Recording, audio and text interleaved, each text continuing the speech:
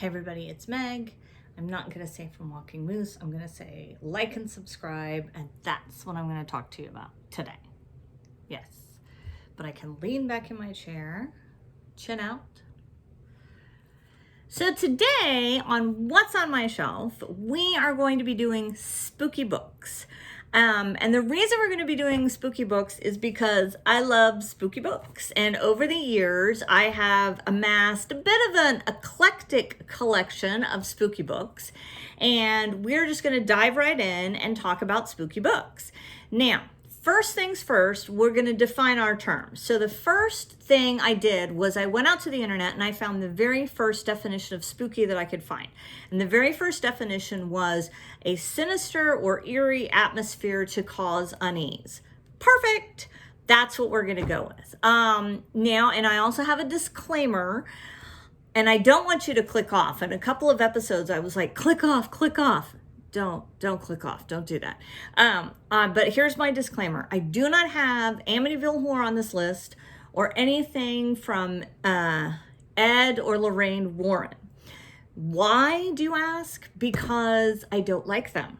I don't like them. I think that the Amityville Horror is completely trumped up. I think they've proven that a dozen times. And Ed and Lorraine Warren are just money-grubbing nutcases. Now, that being said, I do have at least one money-grubbing nutcase on my list, but we'll get to that. Ooh, little teaser. Okay, so let's start. Let me kind of get reared back here. So let's start with now all my choices are eclectic. And if you've watched this channel or if you're new to this channel, just so you know, you won't find a lot of bestsellers here, because we go off-road. We go off the beaten path, and we're going to try to go off-road and suggest to you some authors and some reads that you may not be familiar with. So first things first, what if you're at the bookstore or you need a birthday present and you think to yourself, I'd like to have a spooky book written by a B celebrity? Well, I've got two. Now, the first one is Dark World by Zak Bagans. I don't know if you guys are familiar with Zak Bagans, but, well, Zak Bagans, I haven't had anything to drink, actually. Zak Bagans is of Ghost Adventures fame. If you're not familiar with Ghost Adventures, let me just give you a brief overview. This is a show on the Travel Channel. I think it's still on. Show on the Travel Channel. 3 ordinary guys get all sorts of camera equipment. They go someplace spooky. They fall down. They scream, dude. It is wonderful. It's so much fun. Every now and again, you will catch something that is really kind of eerie and really kind of creepy and everything. Oh, sorry about that glare. Keep forgetting about that. But most of the time, it's just a fun. I have boys, and so I think that that's one of the reasons why I liked it so much, is because it reminds me very much kind of my boys and their friends. But to be frank, it hasn't aged well. Neither have any of the members. They haven't aged well, because now they're like 40-year-old men trying to do it, and it just doesn't work. But this book, Dark World, he's actually written 2. Zak Bagans has written 2. He's written Dark World, and then he wrote I Am Haunted. And I Am Haunted, don't get it. If someone gives it to you, take it back. It's a terrible book. I don't like it at all. But this one was good. I really enjoyed this one. His ego is on full display in both books, but this one you actually get a little bit more insight into filming that show and picking those locations. And I actually thought it was pretty interesting. So that's one for you. The other one I have is my dog-eared copy of Destination Truth. And there he is, Josh Gates. So he is another one. I think he was on the Travel Channel, or he might have been on the Discovery Channel, but this was a great show. I don't think it's still on anymore. If it is, somebody let me know, because I would watch it. But Josh Gates had an archaeology background, and he was just funny and charming, and he would go to all these different places and investigate, like the pyramids and the Loch Ness Monster and all kinds of things, and it was super fun. And this one's very readable. It's got a lot of pictures in it. I really enjoyed this book. This is an afternoon. You're not going to spend more than 2 or 3 hours on this book, but it'll be 2 or 3 hours that will while away and you'll enjoy it completely. So if you're happening to need, for any event coming up, graduation, weddings, something like that, a spooky book by a B celebrity, I have 2 for you. Okay. So the next set of spooky books I call my travel books. Now, every time my family takes a vacation, we do a couple of things. We get a Christmas ornament, we take a ghost tour, and I get a spooky book. So my travel books go from very wide to very narrow. So I'm not going to go over these too much other than to just show you what I've got and to tell you that you really should buy these books. So this first one that I've got is Haunted Austin. I got this a couple of years ago. I have some great family who, thank God for my family, and they live in Austin. And this one has wonderful pictures. There's the state capitol, and it's got some great stories in it. So I got Haunted Austin.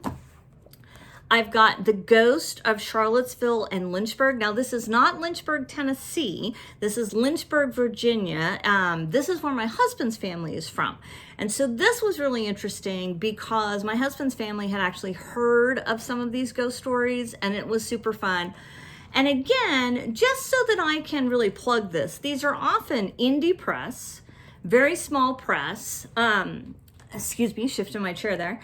And they are done by people who love their locales. They love their cities, they love their towns. And so these are great because you get a lot of the history of the town while you're there. So very good. I got The Hauntings of Williamsburg, Yorktown, and Jamestown. It's another one, locally done, indie press. This one was super fun for anybody in Oklahoma. You really want to get The Ghost of the McBride's House. This one was super great. I don't know exactly. It's been so long since I've read it. Where is it? Oh, it's in Claremore, I think. It's in Claremore. All you Okies out there, you want to get this one. This one was a lot of fun. This was about a family who moved into this kind of crumbling antebellum sort of mansion thing, and spooky events happened. And let me talk for a second about my stance on ghosts. Here's my stance on it. I am just a skeptical believer. You know, I want to believe, but you got to prove it to me. And one of the reasons that I loved The Ghost of the McBride's House is because, and I've got another one in here like this, I like the idea of people living or reading about this phenomenon. I think it's fascinating. Okay, so those are my sort of very narrow travel books. Now let's get into my broader ones. I got this one. I have not actually been to Scotland, but this was a gift. I think my mother got me this. Maybe Jack got me this. Maybe my son got me this. But this is wonderful. This is Scottish Ghosts. And again, just a little indie press. I don't even know, much about it. But it was a fun read. There's no pictures in it at all because in Scotland, they've got so much to write down. I guess they didn't have room for pictures. So there's no pictures in this whatsoever, but it's great because it's not just about ghosts. It's about, you got some fairies in there and you got some witches, and I like that kind of Celtic feel. So got that one. That's very good. This one was a really fascinating read. This is Belled Buzzers, Hucksters, and Grieving Specters. This is Appalachia. This is all kind of up and down that Appalachia mountain range. And this one has got actually a very scary story in it that kept me up at night. So let me tell you about the story in this one. So in the story was in this one that scared me was there's a ghost of an older woman, and it's post-Civil War, and she apparently lost her son during the Civil War. And so she comes out from behind this tree. And is just crying, and she's doing she's crying and everything like that. And so she comes out from behind this tree, and then if you go up to her, she'll go back behind the tree, and then she's not there. So it's about these two boys that had, heard about her. So they decided to rush her. Like one would go on one side of the tree and one would go on the other side of the tree. So they did this a couple of times. You would think after a couple of times they'd get it out. She would come out and they would hit each other. They would come around the other side of the tree so fast in order to try to grab her. They would hit each other. And one of them hit his head so hard that I guess he got a concussion or something like that. And then when he woke up, there was like a big slap mark on the side of his face because she slapped him. Stop it. Scary story. But this one was great because Appalachia is just a world into of itself. And I really thought this one was super fun and interesting. I don't even know if you can find it anymore. Oh, look at the press, Down Home Press. See, you got to go to these small local places and support these people because good for them. Okay, so I've got 2 copies of, and I won't show you both because you don't need to see both. I've got 2 copies of The World's Most Haunted Places. And this one is done by Jeff Belanger, who is fantastic. I think he does a podcast. He's a great researcher. He goes to all these places. That's kind of his shtick. He goes to all these different places that he's heard about legends and different urban legends and stuff like that. And he goes there and then he writes down his thoughts, his encounters, his feelings. In this one, he didn't go to all these different places, but this one is fantastic. I think he did go here. Mercy Brown, the Rhode Island vampire, which was a really cool story. You guys need to look it up. I'm not going to tell you the whole story here, but it's really fascinating. But this one was great. And then here's the Catacombs in Paris. This is a great spooky read if you want to be able to pick it up and put it down. Pick it up and put it down because the stories are very short. A couple of pages long, and then you can just put it down and go on to something else. And anyway, I liked it so much that somebody gifted me the exact same thing. So, yay. I have 2. In case you need one, got one. And then I got this one from my favorite. Do you guys remember my favorite place? Half Price Books. If you're listening and you want to sponsor my videos, give me a call. Anyway, so this is great. This is called A Haunting Place, and I picked this up just a couple of months ago.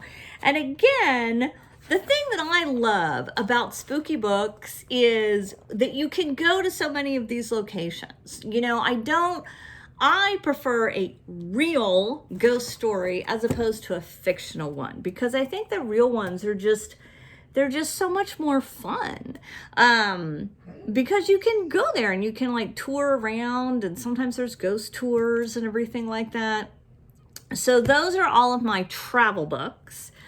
Now, let's get into some classics. Are you ready? All right, so the first classic I have here from my shelf is Ghostly Tales by Henry James. If you're not familiar with Henry James, you probably don't need to be. I don't think that it's anything earth-shattering that you need to be aware of, but one of the best ghost stories, fictional, that I've ever read is The Turn of the Screw. And if you're not familiar with The Turn of the Screw, it was turned into a movie called The Innocents. And I'll put a little creepy picture up here. And let me give you the premise of this. So the premise of The Innocents, and otherwise known as The Turn of the Screw by Henry James, is that you have this very off the beaten path English manor. And you got these 2 kids living there. And a governess shows up. And the governess, you don't know if she's really weird or if she's very sensitive. You can't really tell if she's psychic or if she's just odd. Anyway, so she shows up with these 2 kids. And she finds out that the previous governess and the groundskeeper were having an affair. And the governess and the groundskeeper, they died. I think that the groundskeeper, he got drunk on an icy night and he fell and hit his head. And then the governess, because she was so distraught about his death, she drowned herself in the little lake. And so the governess starts seeing these two ghosts. And so Moose is walking behind me, by the way. The governess is seeing these two ghosts, and she's seeing them through windows and in abandoned schoolrooms, and they will walk in front of her in the hallway, and it's really, really, really creepy, and it's really, really, really scary. And you don't know if the children are actually seeing the ghosts or if they're not seeing the ghosts, and they're just pretending that they're not seeing the ghost. It's really fascinating. It's one of the best books you'll ever want to read. It's not even a book, it's a story. Excuse me, just a second. We're having a moose moment. Just a moment.